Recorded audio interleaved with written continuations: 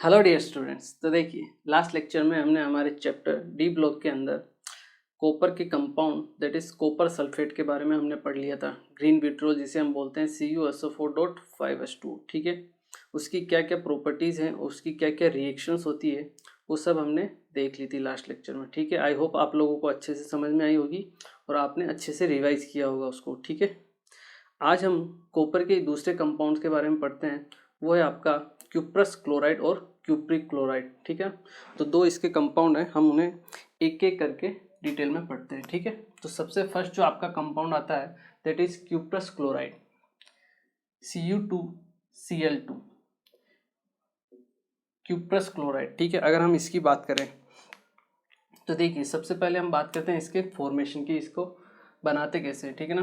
तो सबसे फर्स्ट जो आपकी रिएक्शन आएगी वो आएगी reaction of copper with HCl and oxygen, ठीक है। आप क्या कीजिए, कॉपर की रिएक्शन करवा दीजिए HCl प्लस ऑक्सीजन के साथ, ठीक है। नेसेंट ऑक्सीजन हम काम में लेंगे, ठीक है ना। तो अपने को बनता है सबसे पहले आपको क्यूप्रस क्लोराइड बनाना है, ठीक है ना। यहाँ सबसे पहले आपको क्यूप्रिक क्लोराइड बनता है +2 ऑक्सीडेशन स्टेट वाला, ठीक है। CuCl2 साथ में बनता है आपके वाटर, ठीक है। लेकिन अपने को बनाना है क्यूप्रस क्लोराइड, तो हम क्या करते हैं, इस क्यूप्रिक क्लोराइड में कॉपर की टर्निंग को ऐड करते हैं, ठीक है ना। On adding copper turnings, copper turnings मतलब आपको जनरली कॉपर ही आपको ऐड करना है, ठीक है ना। तो क्या होगा, Cu प्लस CuCl2, इससे आपको पास बनता है Cu2Cl2, ठीक है ना। Cu2Cl2 ये होता है आपका क्यूप्रस क्लोराइड, ठीक है। क्लियर। आगे चल के हम CuCl2 पढ़ेंगे, इसका जो नेक्स्ट कंपाउंड होगा, तो उसके फॉर्मेशन की प्रोसेस भी आपकी यही रहेगी, सेम टू सेम, ठीक है। देखिए, ये फर्स्ट मेथड हो गया। अगर हम सेकंड मेथड की बात करें, अपने को बनाना है CuCl2, ठीक है ना। तो आप इससे CuCl2 से भी बना सकते हो दोबारा, लेकिन इस बार हम क्या करेंगे, कॉपर की जगह कोई भी एक रिड्यूसिंग एजेंट काम में लेंगे। यहाँ पे कॉपर +2 में है, ठीक है, और यहाँ पे कॉपर +1 में है, मतलब कॉपर का क्या हुआ है, रिडक्शन हुआ है, ठीक है ना। तो हम एक कोई भी रिड्यूसिंग एजेंट काम में लेंगे जो इसको किस में कन्वर्ट कर देगा, इसमें, जैसे जिंक होता है, ठीक है ना। तो सेकंड जो हमारी प्रोसेस रहेगी वो क्या रहेगी, reaction of CuCl2 with zinc. आप जिंक के साथ उसकी रिएक्शन करवा दीजिए, ठीक है। CuCl2 प्लस जिंक, जिंक क्या करेगा, इसको रिड्यूस कर देगा किस में, Cu2Cl2 में, ठीक है। साथ में ZnCl2 फॉर्म हो जाता है। रिएक्शन को बैलेंस करना है, आप रिएक्शन को बैलेंस कर सकते हो, ठीक है। क्लियर। तो ये दो इंपॉर्टेंट आपकी नॉर्मल मेथड होते हैं प्रिपरेशन के, ठीक है ना। अब अगर हम इसकी प्रॉपर्टीज के बारे में बात करें, प्रॉपर्टीज के बारे में देखें तो आपका क्यूप्रस क्लोराइड जो है एक वाइट क्रिस्टलाइन सॉलिड होता है, ठीक है ना। हम लिख सकते हैं it is a white crystalline solid, ठीक है। जो आपके वाटर में क्या होता है, इनसोल्यूबल, बट कॉन्सेंट्रेटेड HCl में ये सोल्यूबल होता है। सेकेंड प्रॉपर्टी क्या रहेगी आपकी, it is insoluble in water but soluble in concentrated HCl, ठीक है ना। तो ये एक इम्पोर्टेंट चीज़ है जो आपको ध्यान रखनी है इसके बारे में, ठीक है। इसको आप नोट कीजिए। फिर हम इसकी दो रिएक्शंस होती है आपकी, एक तो NaOH और एक H2S के साथ, ठीक है ना। वो दोनों देख लेते हैं, एक बार आप इसे नोट कीजिए। ओके, देखिए अब हम इसकी दो रिएक्शंस हैं वो हम देख लेते हैं। एक तो NaOH के साथ है, ठीक है, और एक आपकी H2S के साथ होती है। देखिए, फर्स्ट है आपकी केमिकल प्रॉपर्टीज में reaction with NaOH, reaction with NaOH, ठीक है। अगर हम NaOH के साथ रिएक्शन करवाते हैं, जब आप Cu2Cl2 की क्यूप्रस क्लोराइड की रिएक्शन करवाते हो NaOH के साथ, ठीक है ना, तो आपको Cu2O फॉर्म होता है, Cu2O फॉर्म होता है। इसका पहले स्टार्टिंग में कलर होता है आपका येलो, ठीक है ना, येलो कलर होता है, जो बाद में क्या चेंज हो जाता है रेड में, ठीक है ना। तो येलो कलर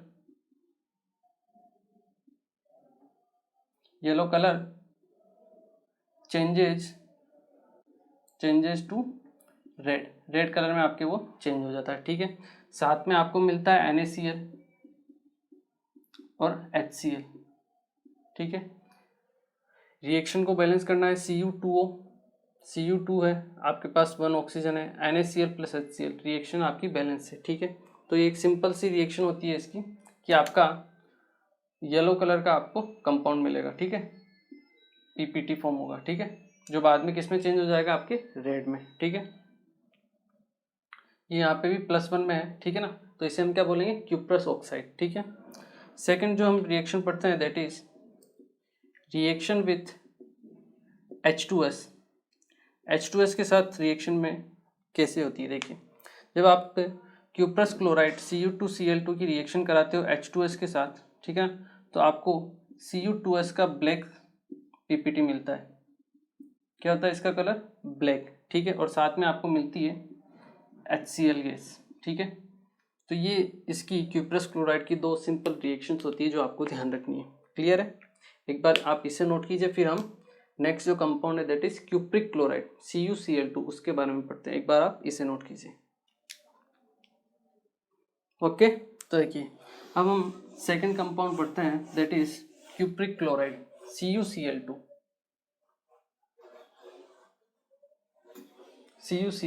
ठीक है। देखिए आपका नेक्स्ट कंपाउंड है दैट इज CuCl2, इसे हम क्या बोलते हैं, क्यूप्रिक क्लोराइड, ठीक है।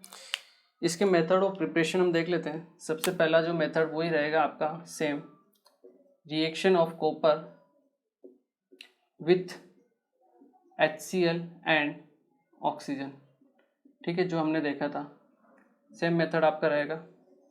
क्या रिएक्शन होगी आपकी, copper Cu plus HCl plus oxygen, ठीक है, आपको क्या मिलेगा, Cu HCl के साथ, ठीक है ना, HCl के साथ, not H2, HCl, CuCl2 form होगा।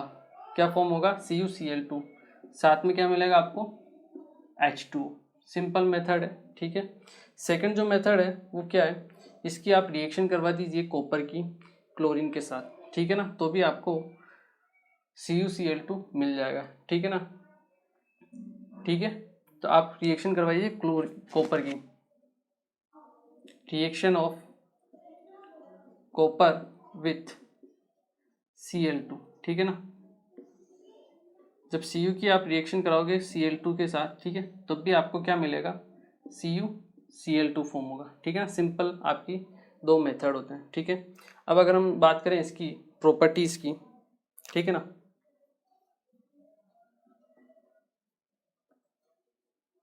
तो वहाँ जहाँ आपका क्यूप्रस क्लोराइड क्या था, वाटर में इनसोल्यूबल था, ये आपका वाटर में सोल्यूबल रहेगा, ठीक है, ठीक है। और वो आपका वाइट क्रिस्टलाइन सॉलिड था, ये आपका ब्लूइश ग्रीन सॉलिड रहेगा, ठीक है ना।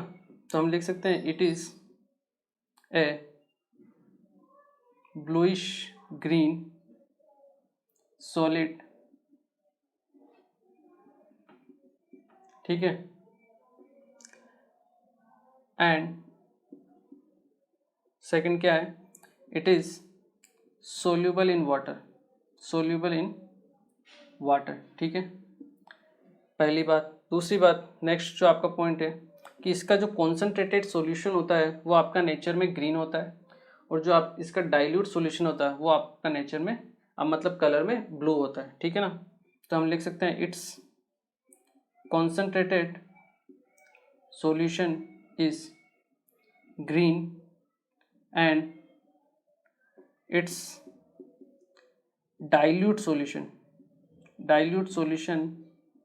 इज ब्लू, ठीक है ना। तो ये इसकी 2-3 इंपॉर्टेंट प्रॉपर्टी है जो आपको ध्यान रखनी है, ठीक है, इसे नोट कीजिए। फिर इसकी एक रिएक्शन भी आपकी NaOH के साथ, वो भी हम देख लेते हैं, ठीक है ना, एक बार आप इसे नोट कीजिए, ओके, देखिए अब हम इसकी रिएक्शन पढ़ लेते हैं आपकी NaOH के साथ, कि आपकी NaOH के साथ इसकी क्या क्या रिएक्शन है। ठीक है,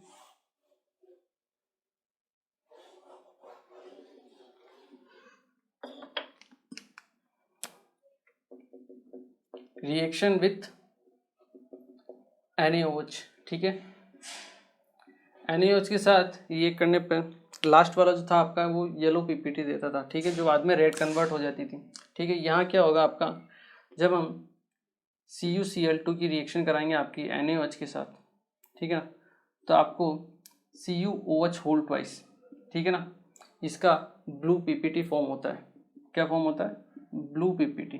ठीक है, इसका अगर हम एक्चुअल कंपोजिशन देखें, एक्चुअल कंपोजिशन, तो एक्चुअल कंपोजिशन क्या होता है? एक्चुअल कंपोजिशन होता है आपका CuCl2 dot twice of CuOH whole twice. ठीक है ना, ये इसका एक्चुअल कंपोजिशन होता है जो आपको ध्यान रखना है। ठीक है, इसे हम क्या बोलेंगे? Basic cupric chloride. ठीक है ना, क्या बोलेंगे? Basic cupric chloride. यहाँ मैं लिख देता हूँ आपकी, ठीक है ना, रिएक्शन विथ NaOH में, ऑन रिएक्शन विथ NaOH, ठीक है, a blue PPT of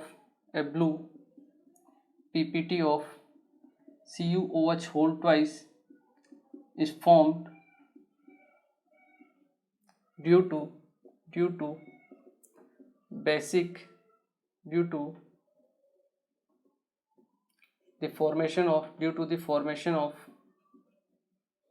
basic cupric chloride, basic cupric chloride. ठीक है, क्यूप्रिक मतलब +2, क्यूप्रस मतलब +1। ठीक है ना, इसमें कंफ्यूजन नहीं होना चाहिए। ये आपका बेसिक क्यूप्रिक क्लोराइड है। ठीक है, तो ये सिंपल रिएक्शन देता है आपका NaOH के साथ। ठीक है, इसका एक हीटिंग इफेक्ट भी होता है, वो भी हम देख लेते हैं। ठीक है ना, सबकी एक एक दो दो छोटी छोटी प्रॉपर्टियाँ ही हैं, बड़ी कुछ ज़्यादा प्रॉपर्टी नहीं है, पर आपको ध्यान रखनी पड़ेगी। ठीक है ना, हीटिंग इफेक्ट, अगर हम इसका हीटिंग इफेक्ट देखें तो CuCl2 को हीट करने पे, ये क्यूप्रिक क्लोराइड को हीट करने पे ये क्यूप्रस क्लोराइड में कन्वर्ट हो जाता है। ठीक है ना, ये इंपॉर्टेंट है। On heating cupric chloride that is CuCl2 decomposes to cuprous chloride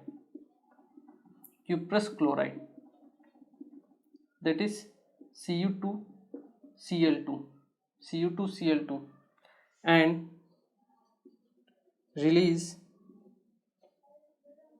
Cl2 gas. ठीक है, Cl2 गैस भी आपके रिलीज करता है। दैट इज CuCl2 को जब हम हीट करते हैं तो आपको Cu2Cl2 मिलेगा। ठीक है, रिएक्शन को आप बैलेंस करोगे तो क्या होगा?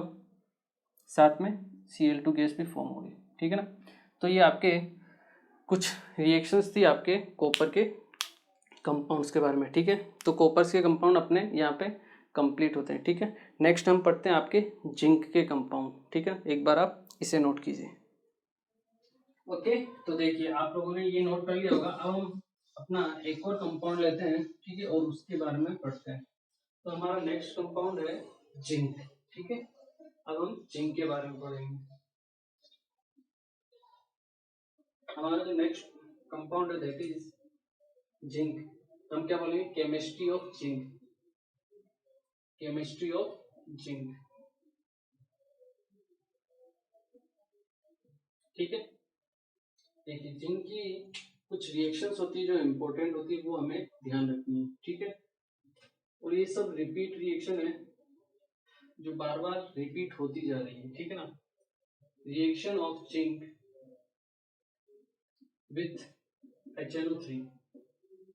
HNO3 के साथ रिएक्शन। ठीक है ना,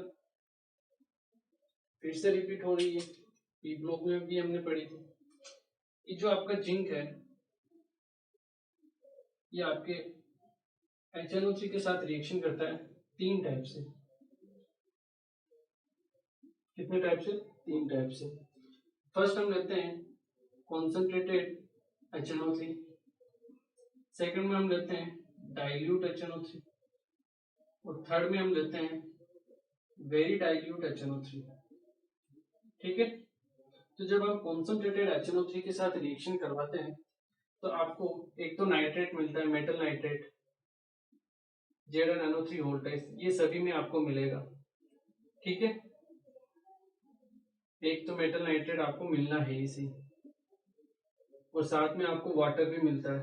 ठीक है, इंपोर्टेंट कंपाउंड है नाइट्रोजन का कौन सा ऑक्साइड मिलता है, कॉन्सेंट्रेशन कंडीशन में आपको मिलेगा आपको NO2।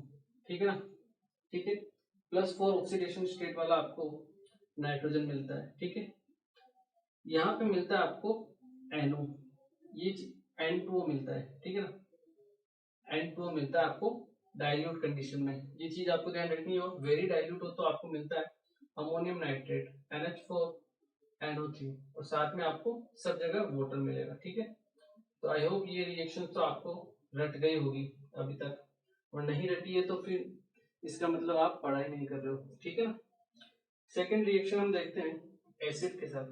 ये जो आपका जिंक मेटल है ये आपका एसिड और बेस दोनों के साथ रिएक्शन करता है, ये एक इम्पोर्टेंट चीज है। ठीक है, तो रिएक्शन विथ एसिड्स। ठीक है, तो जो आपका जिंक है अगर हम इसकी रिएक्शन कराएं या तो HCl से करा दो या फिर आप H2SO4 से करा दो। ठीक है ना, कोई दिक्कत नहीं। HCl से करवाते हैं तो आपको ZnCl2 मिलेगा और साथ में H2 गैस रिलीज होती है। ठीक है ना, क्लियर। इसी की अगर हम बेस के साथ रिएक्शन करवाते हैं, reaction with base, reaction with base अगर हम देखें, ठीक है ना, बेस के साथ रिएक्शन कराने पे क्या होता है, जिंक जब आपकी NaOH से रिएक्शन करता है तो सबसे पहले फॉर्म होता है आपका ZnOH वोल्टेज। ठीक है ना, इसका व्हाइट पीपीटी जो आपका फर्दर NaOH के साथ रिएक्शन करता है। ठीक है, और फाइनल जो प्रोडक्ट बनता है आपका वो बनता है Na2ZnO2। ठीक है, Na2ZnO2 साथ में आपको क्या मिलेगा, वाटर H2। रिएक्शन को आप बैलेंस में कर सकते हो, Na2ZnO2 प्लस साथ में H2 गैस मिलेगी। ठीक है ना, H2 गैस रिलीज होती है, मतलब जिंक जो है आपका, आपने सुना होगा जो मेटल्स होती है अधिकतर एसिड के साथ रिएक्शन करने पर H2 गैस रिलीज करती है, बट जिंक ऐसा कंपाउंड आपका मेटल है जो एसिड और बेस दोनों के साथ रिएक्शन करके H2 गैस रिलीज करता है। ये एक इंपॉर्टेंट चीज है जो आपको ध्यान रखनी है। ठीक है, इसे हम बोलते हैं सोडियम जिंकेट। ठीक है, और ये होता है आपका वाटर में सोल्यूबल। ठीक है ना, ये इंपॉर्टेंट रिएक्शन होती है आपकी जिंक की जो आपको ध्यान रखनी है। ठीक है, इसे नोट कीजिए आप, फिर हम जिंक के कंपाउंड्स के बारे में पढ़ते हैं। ठीक है ना, एक बार आप इसे नोट कीजिए। ओके, देखिए अब हम पढ़ते हैं आपकी जिंक के कंपाउंड के बारे में। तो सबसे फर्स्ट जो आपका कंपाउंड आता है that is ZnO, zinc oxide. ठीक है, फर्स्ट कंपाउंड क्या रहेगा अपना, जिंक ऑक्साइड ZnO, जिसे हम फिलोस्पर्स वूल भी बोलते हैं। ठीक है ना, तो आपका फर्स्ट कंपाउंड क्या है, जिंक ऑक्साइड ZnO, जिसे हम क्या बोलते हैं, फिलोस्पर्स वूल।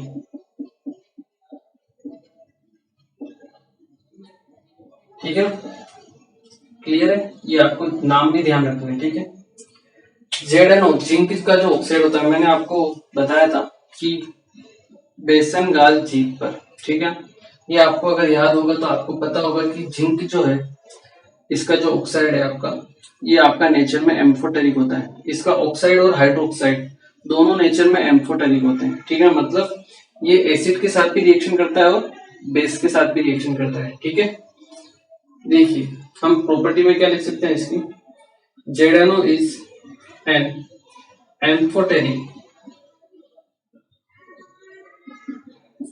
In nature. ठीक है, क्लियर है? इसका मतलब ये आपका एसिड के साथ भी रिएक्शन करेगा। तो ZnO की अगर हम एसिड के साथ रिएक्शन करवाएं, आपका HCl ले लीजिए, ठीक है, तो आपको एक तो कंपाउंड मिलेगा ZnCl2, ठीक है, साथ में मिलता है आपको वाटर। क्लियर? यही आपका ZnO बेस के साथ भी रिएक्शन करता है। अब ये एसिड के साथ रिएक्शन कर रहा है तो एक बेस की तरह वर्क कर रहा है, वहीं अगर बेस के साथ रिएक्शन करेगा तो ये एसिड की तरह वर्क करेगा, ठीक है। एम्फोटेरिक नेचर, NaOH दोनों से रिएक्शन करता है। रिएक्शन क्या होगी, फाइनल प्रोडक्ट क्या बनेगा आपका Na2ZnO2, इसे हम क्या बोलते हैं, सोडियम जिंकेट। Na2ZnO2 और साथ में आपको क्या मिलता है,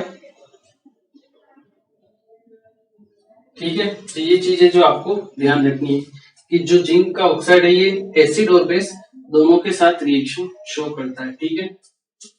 Na2ZnO2, ठीक है, साथ में H2O फॉर्म होगा, ठीक है। क्लियर? इसे हम बोलते हैं सोडियम जिंकेट, ठीक है। एक ये रिएक्शन है जो आपको ध्यान रखनी है। इसकी एक और रिएक्शन है, वो है इसकी कोबाल्ट नाइट्रेट के साथ, वो भी एक इंपॉर्टेंट रिएक्शन है जो आपको ध्यान रखनी है, ठीक है ना। Reaction with CONO3 whole twice, ठीक है, आपको कोबाल्ट नाइट्रेट के साथ इसकी रिएक्शन, ये भी एक इंपॉर्टेंट रिएक्शन है जो आपको ध्यान रखनी है। जब आपका ZnO रिएक्शन करता है, या फिर पहले तो होता क्या है, आपका जो कोबाल्ट नाइट्रेट है, जब हम ZnO की रिएक्शन करवाते हैं तो कोबाल्ट नाइट्रेट का सबसे पहले डीकम्पोजिशन होता है, ठीक है, CONO3 होल ट्वाइस, ठीक है। जब इसको हीट करेंगे हम तो ये आपका डीकम्पोज होगा COO, ठीक है ना, कोबाल्ट ऑक्साइड प्लस साथ में आपके बनता है NO2 प्लस O2, ठीक है ना। इसको आप रिएक्शन को बैलेंस कर लीजिए, ठीक है। अब ये जो आपका कोबाल्ट ऑक्साइड है, ठीक है, ये जिंक ऑक्साइड के साथ रिएक्शन करता है, ठीक है, और एक एडिशन प्रोडक्ट बनाता है, ठीक है, वो होता है आपका ZnO.COO, ठीक है। ये होता है आपका एडिशन प्रोडक्ट, ठीक है, या एडिशन कंपाउंड, ठीक है। इसे हम बोलते हैं आपका रिमेन्स ग्रीन। क्या बोलते हैं? रिमेन्स ग्रीन, रिमेन्स ग्रीन, ठीक है ना। ये आपके कलर इंडस्ट्रीज में काम में आती है, ठीक है ना, पिगमेंट होता है ये आपके, और आपके जो कलर्स इंडस्ट्रीज होती है वहां पे इसका यूज होता है, ठीक है ना। इसलिए ये एक इंपॉर्टेंट रिएक्शन है जो आपको ध्यान रखनी है, डायरेक्ट पूछी जा सकती है ऐसी रिएक्शंस, ठीक है, तो आपको ध्यान रखनी है, ठीक है। तो ये दो रिएक्शन है आपकी इसकी जिंक के लिए, ठीक है, इन दोनों को नोट कर लीजिए आप। फिर इसके बाद इसकी और कोई खास रिएक्शन है नहीं, ठीक है ना, तो उसके बाद हम अपना जिंक का दूसरा कंपाउंड स्टार्ट करेंगे, ठीक है। एक बार आप इसे नोट कीजिए, ओके। तो देखिए अब हम अपना जिंक का नेक्स्ट कंपाउंड पढ़ते हैं, दैट इज जिंक सल्फेट, ठीक है, जिसे हम बोलते हैं आपका व्हाइट विट्रियोल, ठीक है। देखिए नेक्स्ट है आपका जिंक का कंपाउंड व्हाइट विट्रियोल, जिसे हम बोलते हैं ZnSO4.7H2O, ठीक है, ओके। देखिए इसकी हीटिंग जो होती है, हीटिंग इफेक्ट, वो इंपॉर्टेंट होता है, वो हम देख लेते हैं। हीटिंग इफेक्ट, हीटिंग इफेक्ट, ठीक है। जब आप जिंक सल्फेट को, व्हाइट विट्रियोल को हीट करते हो तो सबसे पहले इसके वाटर ऑफ क्रिस्टलाइजेशन जो है वो आपके रिमूव हो जाते हैं, ठीक है, एट अराउंड 280 डिग्री सेल्सियस पे, ठीक है, और आपको मिलता है anhydrous zinc sulphate, anhydrous zinc sulphate, ठीक है। इसको आप फर्दर जब हीट करते हो अराउंड 800 डिग्री सेल्सियस पे, तो आपको ZnO zinc oxide plus SO2 plus O2 gas, ठीक है ना, आपको फॉर्म होती है, जो आपको ध्यान रखना है, ठीक है ना। इसकी हीटिंग इफेक्ट ये होता है, ठीक है। अगर हम इसकी रिएक्शंस की बात करें तो हम देख सकते हैं रिएक्शन विथ NaOH।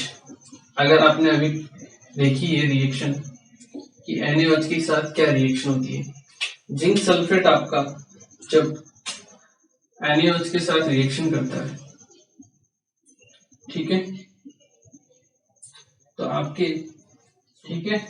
आपके जिंक की जब आप NaOH के साथ रिएक्शन करवाते हो तो आपको सबसे पहले ZnOH होल ट्वाइस इसका वाइट पीपीटी मिलता है, ठीक है, जो आप फर्दर रिएक्ट करके NaOH के साथ आपका क्या बनाता है Na2ZnO2, जिसे हम क्या बोलते हैं सोडियम जिंकेट, ठीक है। इसी की अगर हम सेकंड रिएक्शन देखें, reaction with aqueous ammonia, reaction with access या आपके एक्वस अमोनिया बोलिए या फिर NH4OH बोलिए, ठीक है, दोनों क्या है आपके सेम, ठीक है।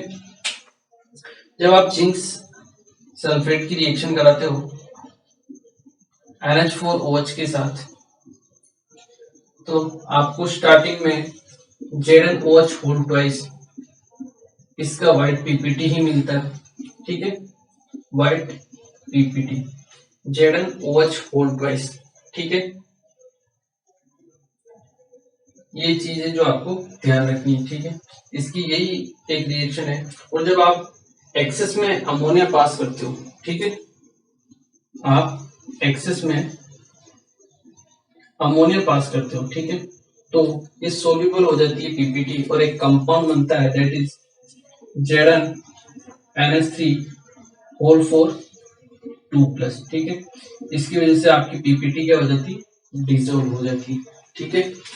तो आपका जिंक भी एक्सेस अमोनिया के साथ सोल्यूबल होता है, ठीक है ना, ये चीज आपको ध्यान रखनी है, ठीक है। अगर हम रिएक्शन देखें थर्ड आपकी H2S के साथ, रिएक्शन विथ H2S, अगर हम जिंक सल्फेट की रिएक्शन देखते हैं H2S के साथ ZnSO4 प्लस H2S, आपके पास बनता है ZnS, इसका वाइट पीपीटी, ठीक है ना, तीनों केस में आपके वाइट पीपीटी ही फॉर्म हो रहे हैं, ठीक है, ये चीज आपको ध्यान रखनी है, ठीक है, इनको नोट कीजिए। फिर इसकी एक और रिएक्शन है विथ KCN, वो भी हम देख लेते हैं, एक बार आप इसे नोट कीजिए। ओके, देखिए अब हम नेक्स्ट पढ़ते हैं आपकी रिएक्शन KCN के साथ, ठीक है, रिएक्शन विथ KCN। फोर्थ आपकी रिएक्शन है that is reaction with KCN, ठीक है। अगर हम KCN के साथ रिएक्शन करवाते हैं किसकी, जिंक सल्फेट की, जिंक सल्फेट की आप KCN के साथ रिएक्शन करवाइए, ठीक है। सबसे पहले आपको ZnCN होल ट्वाइस का कंपाउंड मिलेगा, ठीक है, और जब आप इसकी एक्सेस KCN के साथ रिएक्शन कराओगे, एक्सेस KCN, तो आपको एक कंपाउंड मिलता है जिंक का, ठीक है, दैट इज ZnCN होल 4 2-, ये आपको सोल्यूबल कंपाउंड मिलता है, ठीक है। या तो आप इसे ऐसा लिख सकते हो या फिर आप इसे